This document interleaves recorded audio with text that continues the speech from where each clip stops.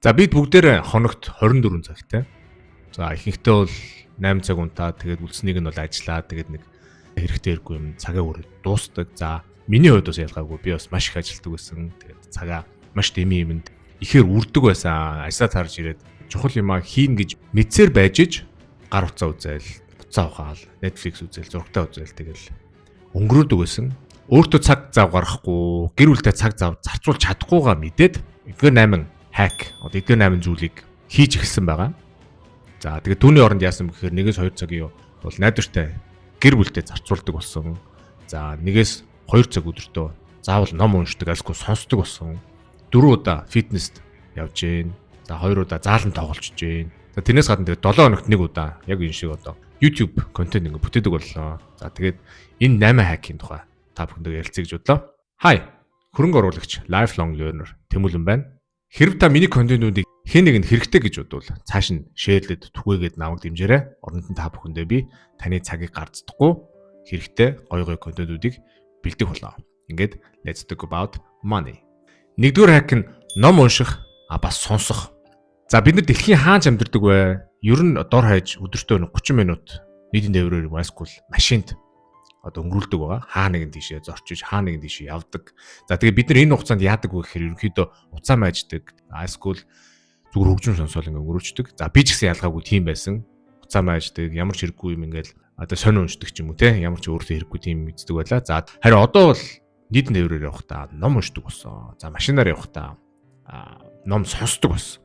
За миний хувьд ажилдаа ирж очих 1 цаг 15 минут одоо зарцуулдаг өдөрт. За тэгэнгүүт богоонорох юм бол ирэх очих 1 цаг. Тэгээ 1 цаг 10 минут болдог. Тэгээд тэрэндээ яадаг гэхээр богоондоо зүгээр л номоо уншаад тэгээд өөр юм хийдэг болсон.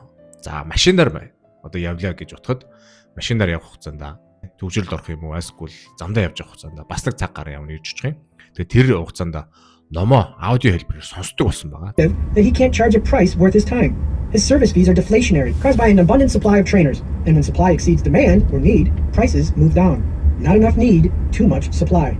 So why is the field for За Улаанбаатарын төвжирэлд сүүлийн судалгаагаар өдөрт дунджаар 2.5 цагийг хүн өнгөрүүлдэг гэж судалгаа байд юм байлээ. За тэгээд тэр нь бол ерөнхийдөө бол өөр том хотуудтай ажиллахад дундаж үзүүлэлт яваад байгаа. Тэнгүүд Улаанбаатарчдын хувьд бол тэгээ өдөр болгон 600-700 мянгаараа хөдөлгөөнд оролцож байна. Одоо хүн амынхан тал хувь гэсэн үг тий баг. Тэгээд энэ өхмөл цагийг ном уншаад ч юм уу айлсгүй ном сонсоод явах юм бол ямар нэгэн подкаст мундаг усуудын юмыг сонсоод өөрийгөө дараагийн түвшинд гаргах, өөрийгөө хөгжүүлэх юм дээр анхаарал явах юм бол энэ өхмөл цагийг ашиглаж болдог цаг байгаа шүү гэж хэлсэн юм. Хоёр дахь хак нь болохоор өдрийн цайгаа зөв ашиглах. Өдрийн цай гэдэг бол зарим хүний хувьд бол ер нь бол их үнцэнтэй байдаг. Өдрийн цайгаа гоё идэж, гоё таашаал авдаг, тэндээсээ гоё амардаг ч юм уу те. За миний хувьд бол өдрийн цай гэдэг бол ашиглаж болох бас нэг өхмөл цагуудын нэг гэж одоо би хараад байгаа. За тэгэхээр манай ажлын өдрийн цай ерөнхийдөө ямар хөө явагддаг вэ гэхээр аль эсвэл байгууллагын ресторанд орж ямар нэгэн хоол авч найсгүй ямар нэгэн газараас хоол захиаллаад тэгээд 1-1.5 цаг одоо цаг 30 минут хид ими хоол идэнгээ хид ими ингээд янз бүрийн ховж ив тэгэл янз бүрийн хэрэгтэй хэрэггүй юм ингээд ярьж өнгөрүүлдэг байгаа. За миний хувьд бол энэ 1-1.5 энэ хоол идэж байгаа цаг бол маш хайрын цаг. Энийг бол би өөртөө хэрэгтэй зүйл хийхэд одоо маш тохиромжтой цаг гэж би хардаг гэдэг. Тийм учраас би өдөр юу идэг гэхээр өдрийн цагаараа зөвхөн овёс идээд тэгээд өдийн цагаараа би хажуудлынхаа одоо ажлынхаа хажуудлалд байдаг фитнест очиж 7 хоногт 3 удаа бэлтгэл хийдэг байна. 20 минут гүн 30 минут гүн жоохон төмөр үргэн тий өөрийнхөө хэмжээнд энэ бол миний хувьд тий өхмөл цагийг маш ашигтай өөрийнхөө өөр цаг заваас хулгайлахгүйгээр заавал орой очивол фитнест ингээд очивол цаг 2 цаг ингээд орой болгон фитнест ингээд явуулах шаардлагагүй тэр үдийн цагаа ашиглангуудаа өөртөө цаг зав гаргаж ийна гэсэн үг. За 3 дахь хак нь юу гэхээр ажлын цагаа зөв ашиглах. Миний бодлоор бидний 95% нь бүхэл өдөржингөө нон стоп 8-10 цаг ажилдахгүй гэж бодож байна. За би ч гэсэн ажлынхаа 8 цаг 9 цагийг нон стоп гэж ажиллаа хийж өнгөрөөдгөө. Дэлс бол цаг гарч ирдэг. Тэрнгээрээ би юу гэж хэлэх юм гэхээр одоо ажлаа муу хийдэг, ажлаа бүр юу ч хийдэггүй гэж хэлэхгээгүй. Хамгийн гол нь хийх юмаа хийчээд тэг үлдсэн одоо дэлс бол цаган дээр нь өөртөө хэрэгтэй, өөрийгөө дараагийн левелд гарах тийм юмаа хийж амжуулдаг гэсэн үг. За жишээ нь би YouTube контентоо ажлынхаа цагийн жижиг шажиг заваар цаг заагаар юм хүлээхтэй ч юм уу, хүн хүлээхтэй ч юм уу, 2 митингийн хооронд ч юм уу 5-10 минутгүй скриптээ бичдэг байгаа. Тэгжээж өөртөө дараа нь одоо ажлаа тарсныхаа дараа цаг зав гаргаж хэрэгтэй юм өөр хэрэгтэй эсвэл гэр бүлдээ цацуулах цагаа олж авдаг байгаа гэсэн үг.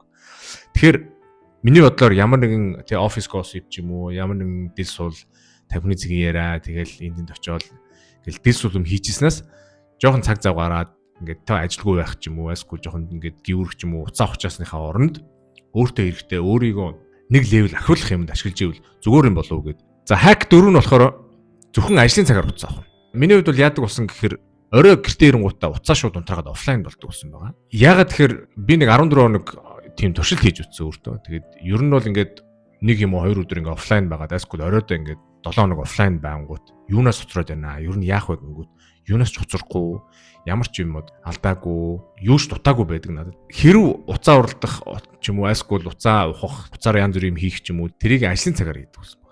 Нөгөө л нэг ажлын одоо дил сул ямар нэгэн цаг байна. Тэрийг ашиглаад дундуур нь хийх юм хийгээд утсан дээрээ оролдох ч юм уу те. Тэнгуутаа орой заавал очиод тэрийг өөрийнхөө чөлөөт цаг, гэр бүлдээ зарцуулах цаг, өөрийгөө хөгжүүлэх цагаас хумслахгүйгээр ажлынхаа цагаар дундуур нь цаг загааруулах газ амжуулаад тэгээ орой ирэнгуутаа офлайн болдог гэсэн байна.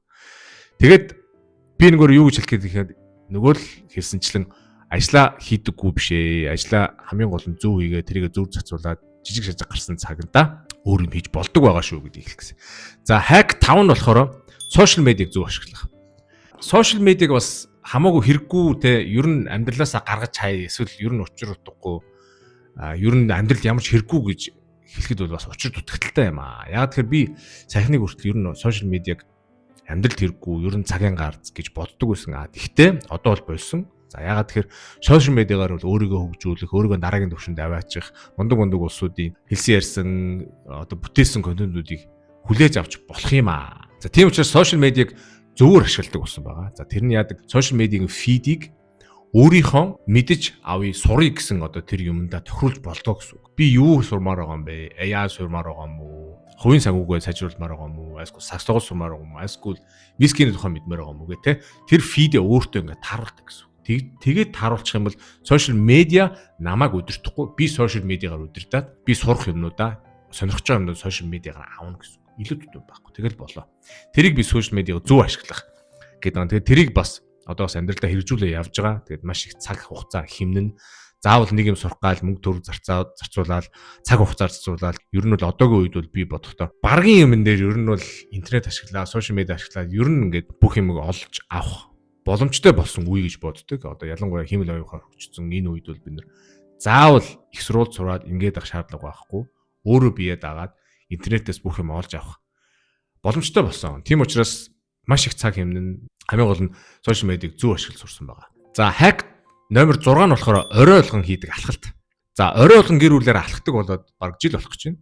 За өдөр дунджаар нэг цагийн алхалт юм 45 цагийн минутын алхалт юм гэр бүлтэйгээ. Тэгээ өдөр болгон нэг цагийг чанартай өнгөрүүлж ийн гэсэн үг. Тэгээд энэ алхаж байгаа энэ цаг хугацаанд юу болдог гэхээр яг нөгөө нэг гэр бүлийн амьд харилцаа хоорондын ярьж амждггүй янз бүрийн сэдвүүдийг гарч ирдэг. Гой гой сэдвүүдээр ярилцаж чаддаг хүүхдүүдтэйгээ ингээд яг ойрхон хей чи өнөөдөр ямар байсан те чи өнөөдөр юу хийсэн та наасан тэгсэн байл ингэсэн яасан ийсэн бүх юм асуугаад гоё илэн талангуй ярилцдаг тийм үе байдаг. Тэгээд тэр нь айгүй гоё. Мэдээж бид нар гарахтаа бүх одоо сатааруулах юм те утас мотос юу гэдгийг бүх юм орхиж гардаг зүгээр офлайн болоо шууд. Тэгэл энэ нэг цагийн оронд жинхэнэ гэр бүлээс асуух цагаа ингэж хожиж авсан байгаа. Гаргаж авсан байгаа. За hack номер 7 болохоор ажилла 80-20-оор хий.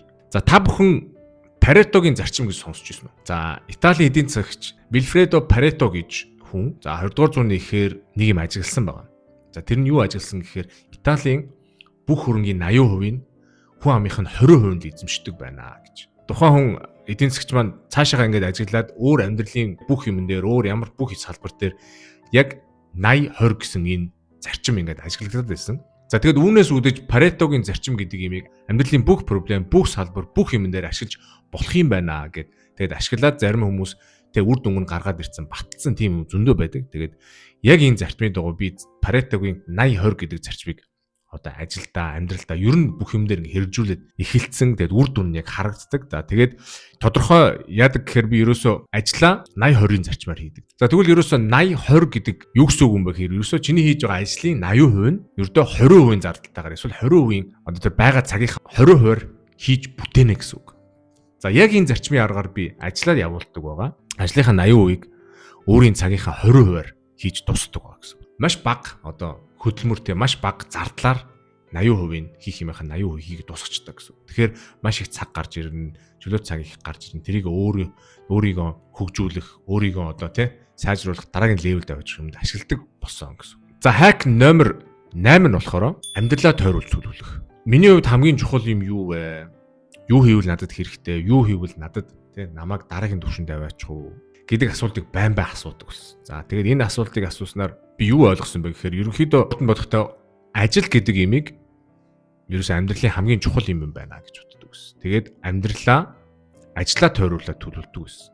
За тэгээд сүүлийн үед юг ойлгоод байна гэхээр ажил бол миний хувьд зөвхөн маргаашийн талхны мөнгийг олох тийм зэмсэг тий түүл юм байна.